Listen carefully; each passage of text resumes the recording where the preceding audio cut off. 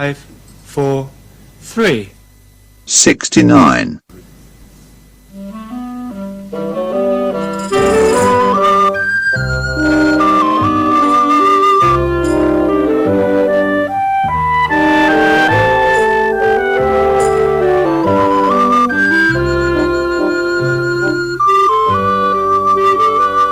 Jackoffnory. The duck, relative to the immensity of his weapon and doubtless more through cruelty than from taste, still fucked cunts with the greatest pleasure. So also did the president, but less frequently.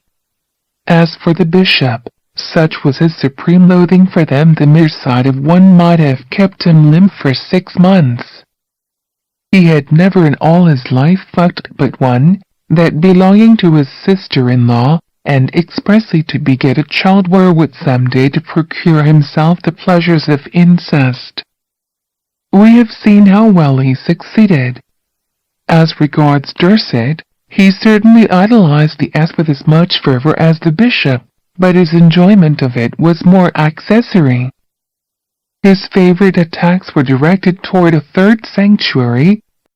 This mystery will be unveiled in the sequel. But on with the portraits essential to the intelligence of this work. And let us now give our reader an idea of these worthy husbands' 4 wives. What a contrast! Constance, the duck's wife and the daughter of Dorset, was a tall woman, slender, lovely as a picture, and modelled as if the Graces had taken pleasure in embellishing her. But the elegance of her figure in no way detracted from her freshness. She was not for that the less plumply fleshed, and the most delicious forms graced by a skin fairer than the lily, often induced one to suppose that, no, it had been love itself who had undertaken her formation. Her face was a trifle long, her features wonderfully noble, more majesty than gentleness was in her look, more grandeur than subtlety. Her eyes were large, black, and full of fire. Her mouth extremely small and ornamented by the finest teeth imaginable.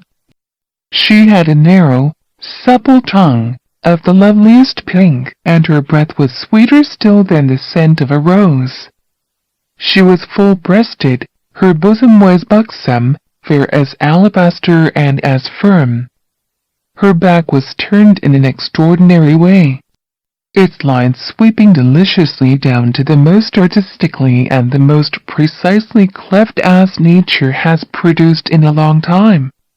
Nothing could have been more perfectly round, not very large, but firm, white, dimpled.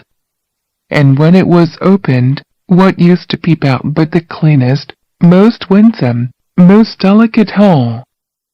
A nuance of tenderest pink had shaded the sass, charming asylum of lubricity's sweetest pleasures. But, great God! It was not for long to preserve so many charms. 4 or 5 attacks, and the duck had spoiled all those graces. How quickly had they gone! And soon after her marriage Constance was become no more than the image of a beautiful lily, wherefrom the tempest has of late stripped the petals away. 2 round and perfectly molded thighs supported another temple, in all likelihood less delicious, but too inclined to worship there.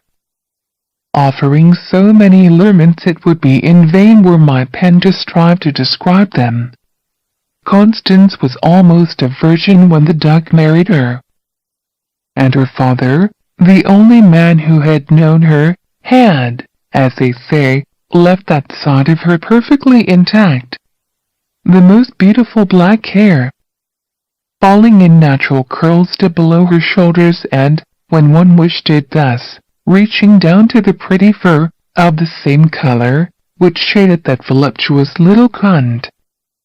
Made for further adornment I might have been guilty of omitting, and lent this angelic creature, aged about 22, all the charms nature is able to lavish upon a woman. To all these amenities Constance joined a fair and agreeable wit, a spirit somewhat more elevated than it ought to have been, considering the melancholy situation fate had awarded her, for thereby she was enabled to sense all its horrors, and, doubtless, she would have been happier if furnished with less delicate perceptions.